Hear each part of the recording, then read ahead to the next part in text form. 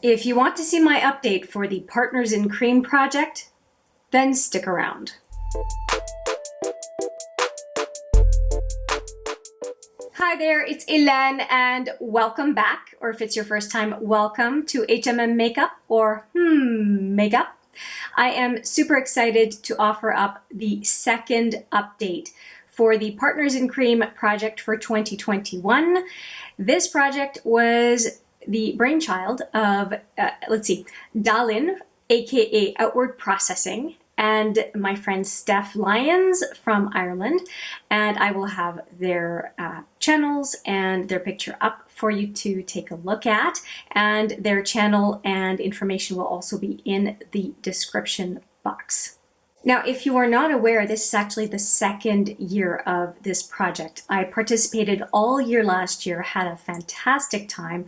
I called it my favorite penning project with a community that wasn't kind of my own penning project, and I stand by that again this year. I'm having just as much fun, if not more fun, in my second year of participating, even though I'm using some of the same products as last year. It just feels like, to me, a nice continuation from what I was doing before. Now, I do have a few new things, but for the majority, I'm trying to finish up what I initiated the usage of last year. Anyway, let's go from the products with the least amount of progress to the products with the most amount of progress. Now, in the last video, I talked about these two products not being able to find them. I did find them right after filming, of course, but I had barely any usage in this last month, and I did not have very much usage at all, as in zip, with these products this past month, because in my 10 uses project, I had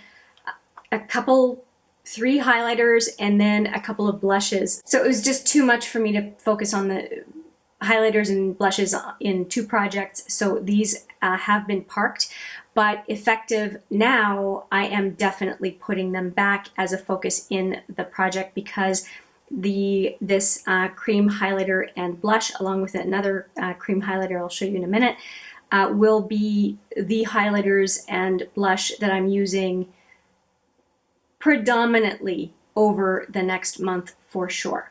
So to give you an idea, there was no change at all in this highlighter, and there was a 0.01 gram change in this blush. So there was not very much that I used with this blush. And let me just show you the highlighter, because I can't assume that you've been following along up to now. So here's the highlighter. Now, of course, there's a lot more product down in the tube, but since there's no progress to report, there's no point in showing you that. So let's move on to another series of products. In this case, it's going to be using the quad, the Cover FX quad, which is basically the control center of this whole panning project for me, because most of the products that I'm panning are in that quad. Now, to segue into that quad, I need to talk about two other products. This one, which I introduced at the beginning of this year of this panning project, it's a dual-ended product. On one side is a foundation, and on the other side is a contour product. Let me show you the contour product first. I won't roll it up too much, but that's what it looks like. And I'm not using it because I'm using another contour product in this project. So it's parked for now. And then on this side is the foundation side. Now, I had shown how much I had left for this one in the previous video, so I'll put a screenshot right here on the video so you can see how much I had left. And I'm very happy to say that I was flush or even a little bit indented before I did what I've done with this product, and I'll put that picture up. So I was definitely concave in what I had, because I was using my index and middle finger to basically get some product out to be able to do my foundation. And then it just became not very user-friendly to do that. So I ended up removing this product, and this is what it looks like now. So as you can tell, I scooped out as much as I possibly could out of this container, and I will put a picture here of the tools that I used to scrape that out. And I think I did a really decent job. And what was really crazy was the amount of product that was actually in the center that I was able to scoop out. I strongly recommend a metal makeup spatula, because if you have a situation like that, about a third of the product that I scooped out was in the center, and I really had to go dig pretty far in. And I'm really happy that I did that, because there was a significant amount of product left in here, and it was a total of 2.68 grams of additional product that I took out of this. So that was quite a bit. Now, as far as the progress from the previous month, I managed to use just under 2 grams of product. I used 1.94 grams. So pretty happy about that. So I have just about 30% more product to use up as far as the difference. So I have 2.68 now grams left of that product. But now if I've depotted this, where have I put it? Let me show you. I have put it in this Cover FX quad. Now there are 4 pans in this quad, but I have repurposed the pans for the most part. There's only one original product in here. They've all been repurposed. So let me talk to you about what I've done with the foundation without giving you any spoilers. So this is what I've done with the foundation. This is where it is, that 2.68 grams of product I transferred into this pan, and I suspect it will take me no more than 2 months to finish the foundation that I have left in here. And I'm using this foundation and another foundation in my 10 uses project, which is a video that's coming up on this channel very, very soon. But this is a fair amount, and I have used concealer of a similar color in this pan before that I managed to obviously pan, because this was an empty pan before I put this in, and it went really well. And now, because it's foundation and it's not as densely pigmented, I do think that a goal of or an expectation of having it finished in a couple of months is quite realistic. The next thing I want to talk about is the fact that I have this pan. Now, I did show last month that I had this Boiing #1, which is the lighter one that I use around, well, just under my eyes to brighten up my under eye. And the thing that I was annoyed with is that I did not have a Boiing concealer, or I shouldn't say a Boiing concealer, but a concealer for around my nose anymore in this palette, because I was using that concealer for both concealer and for very lightly going around my face and using it as foundation again. Well, I ended up having this concealer jar from Boiing, #2, that was getting really old. And I looked at it and I thought, you know what, I really need to use this up. So what I did was I emptied out this container and put what was left into the Cover FX quad. So you can see, I think, the distinction between the light Boiing concealer and now this deeper one. And so that is what I transferred over, and I can tell you exactly how much that was. So this Boiing #2 is 0.59 grams. So just under 0.6 is what I have transferred over. Now, I think this takes me a whole lot of time to use because I use so little.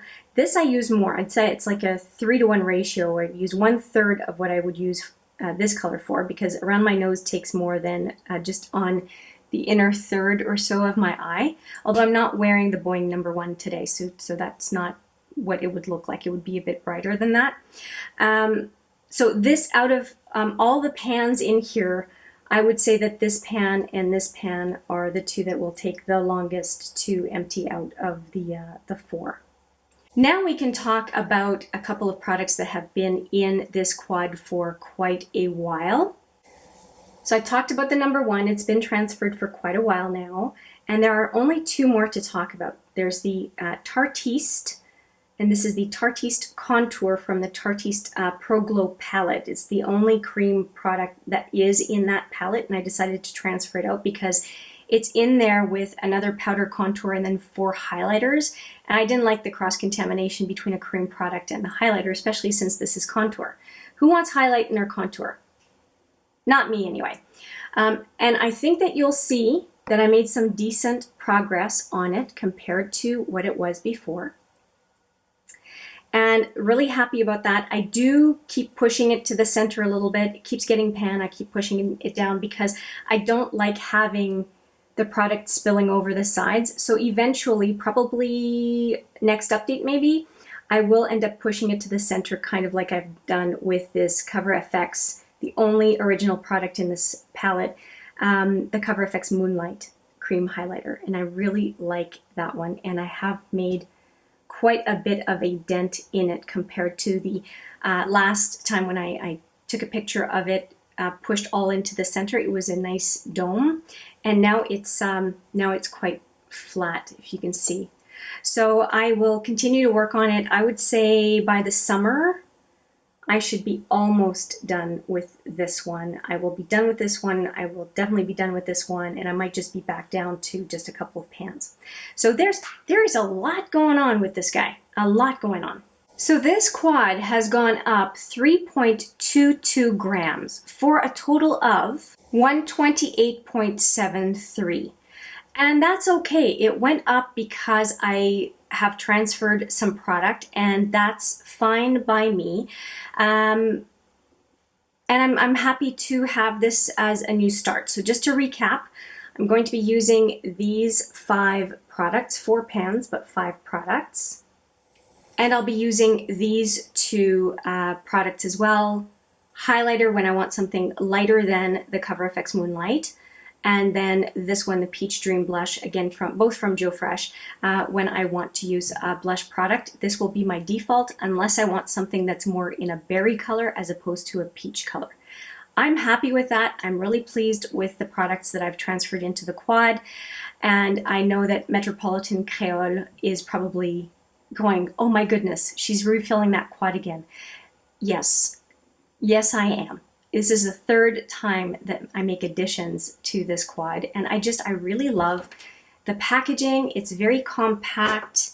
It is equipped with a mirror. I mean, it just feels like it's perfect for this this project, and a big part of why I keep transferring them in here is convenience. I can't forget a product.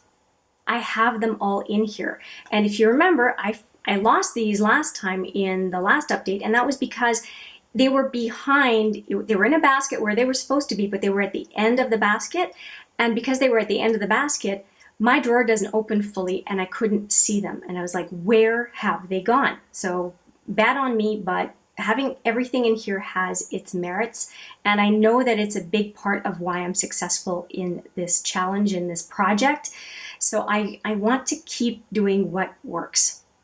Now that you have all the context on everything that I've been using, transferred, finished, whatever, let's take a look at the progress pictures, and I'll wrap it up at the end.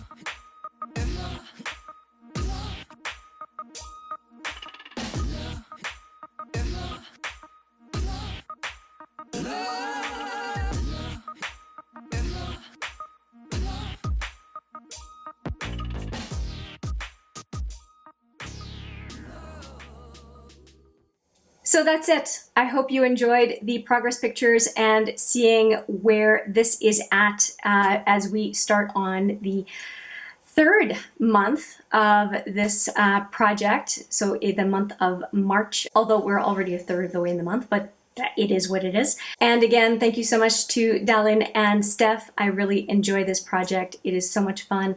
It is not too late for you to join in if you want to. There's still a ton of months in the year. I highly recommend. And with that, I will say thank you so much for watching. I appreciate it every single time, and I look forward to seeing you in the next video. But for now, take care.